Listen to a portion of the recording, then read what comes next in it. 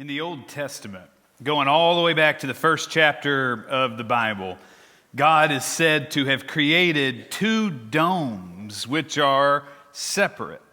God is above, pushing down the great reservoir we call earth, and we are below. Genesis 1 is full of incredible language depicting that God is outside of us. God is over there. We're here. And this theology runs throughout the entire Old Testament. Too bad it's wrong. All right, that was too cheeky. I don't mean wrong. It's outdated. It's no longer the case. And it may have never been the case. It's just what we know the characters in the Old Testament believed. But what we know, thanks to Christmas, is that there's more to the story than just Genesis 1. We know about Christmas, the incarnation. We know that when we meet Jesus, those two spheres forever collide. And Advent reminds us to wait upon the Lord. And waiting helps us know that those worlds are there and Christ will reveal Christ's self. Now, that was a dramatic oversimplification of the theology of the Old Testament. It's not that easy, but that is a helpful framework to understand how the characters in the Old Testament saw God. But here's the deal about Advent and Christmas.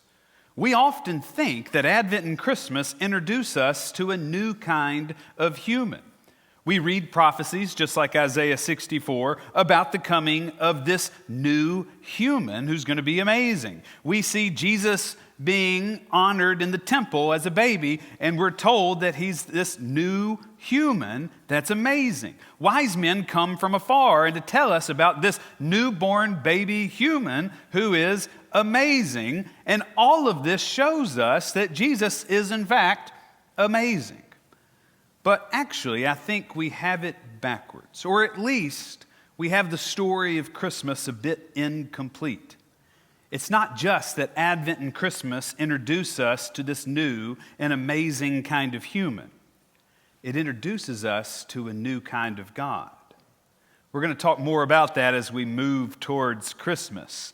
But what we knew about God then gets transformed by what we now know about Jesus. The two spheres idea are no more because of Jesus. And maybe they never were, but this is how the people in the Old Testament, they could best understand God.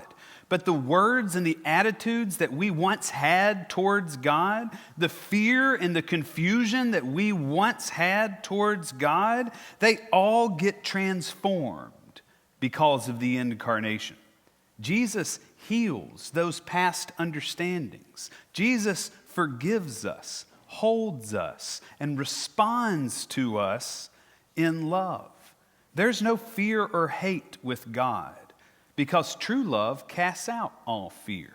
And we know, because of the New Testament, God is love. Because of Advent and Christmas and the incarnation, we need not fear God.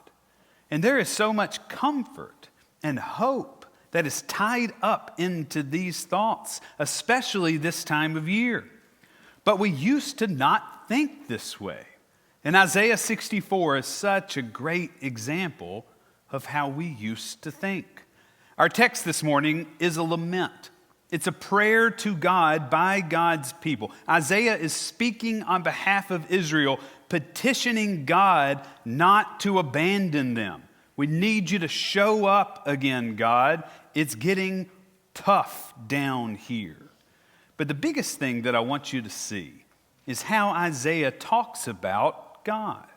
Look for the fear that Isaiah uses towards God.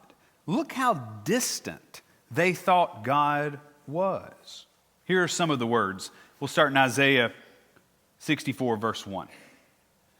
Oh, that you would tear open the heavens and come down, so that the mountains would quake at your presence.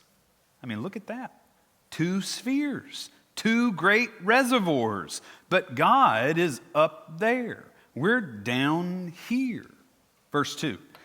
As when fire kindles brushwood and the fire causes water to boil, to make your name known to your adversaries, so that the nations might tremble at your presence. God's might is going to be used to stir up fear, trepidation. Israel is praying, make our enemies tremble, God. Verse 3. When you did awesome deeds that we did not expect, you came down. The mountains quaked at your presence. Verse 3 combines these 2 thoughts about where God is and the fear that we have in God. I mean, nature is going to tremble when God comes down. We should fear it. The world should fear it. And it's all because for Israel, the walls are closing in on them. They feel like they need God to show up, but they're a little fearful of what's going to happen if the God of their understanding does show up. They need God, but they're scared of God, and they're in a bit of a mess. Look at verse 4. This is a little bit of the yin that comes with the yang here. I mean, they're kind of all over the place. Verse 4. From ages past, no one has heard, no ear has perceived, no eye has seen any God besides you, who works for those who wait for him. This is a tremendously famous line, especially at Advent. But it is surrounded and clouded by a lot of confusion of who God is, and also petition. Israel even blames God for their transgressions in verse 5. Verse 5 is amazing. You meet those who gladly do right, those who remember you in your ways. But you were angry, and we sinned. Because you hid yourself, we transgressed. You need to sit with verse 5 for a minute. I feel like Taylor Swift kind of nails this verse when she sings, "Look what you made me do." That's the logic here in verse 5. And it's born from grief. I mean, Israel is saying that God hasn't been showing up enough, and because God's angry at Israel. But God's angry at Israel because they sinned. But they sinned because God disappeared on them. According to Israel in verse 5, God didn't show up. God left them to do whatever they wanted on their own. God literally hid God's self from them. So what were they to do? They sinned. And then God finally shows up, and now God's mad. Jump to verse 7. There is no one who calls on your name or attempts to take hold of you. You have hidden your face from us and have delivered us into the hand of our iniquity. So Israel has messed up, completely under their own will and volition, by the way, but somehow it's God's fault for not making them make better decisions. We have a word for this in psychology. It's called gaslighting, and it's birthed from trauma. So what's going on that Israel would be gaslighting God? Why are they so afraid of both God and their enemies? Why is God mad at them, or at least they perceive God as being distant and mad? Well, context helps here. Isaiah actually covers 3 different dynasties. The first dynasty is the Assyrian rule of the 8th century, and that is included in chapters 1 to 39 of Isaiah. The second dynasty is the Babylonian Empire, and it's in full swing. This is when Israel gets exiled. The Babylonian captivity, they're exiled, the temple is destroyed. That starts in Isaiah 40 and goes to chapter 55. Lastly, the third dynasty is Persian rule. Cyrus the Great defeats the Babylon and then says, all the Israelites, it's going to be much easier to watch after you if you just go back to Jerusalem. You can have your city back. You can rebuild your temple. That's just fine. So here in Isaiah 64, they're in the wake of Persian rule. Babylon exiled everyone, destroyed their city, destroyed their temple. Persia lets them go home and rebuild. Israel goes home, but everything is in rubble compared to what was. So they aren't sure what to think or to believe. God very much seems distant. By the way, decades have passed by now. It does appear to Israel that this is God's fault. Generations have come and gone, and the promises of God, they feel very thin, non-existent for the children being raised in exile. Israel's historic past is nothing but past, and it's just a bunch of fallen rocks. When you know this history, it changes the way you hear Isaiah's prayer. They truly believed that if God would have been present the whole time, Israel wouldn't be in this mess. They admit they've sinned, sure. They contributed to the pain of their own exile. But if God wouldn't have gotten angry and disappeared, they could have been forgiven sooner, which means it's really God's fault. You feel the trauma in this prayer.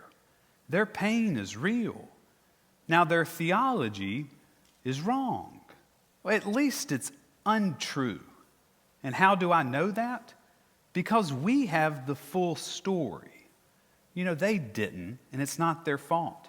But we know what comes after this part of the story. They're begging God for comfort and for hope. We have the luxury of knowing that God delivers. Israel is showing us what we have all felt. Sometimes the walls close in on us, and we don't know what else to do, so we blame God. Isaiah, albeit this one very singular prayer, it's not always like this in Isaiah, but right here in Isaiah 64, we see what they think is wrong with God.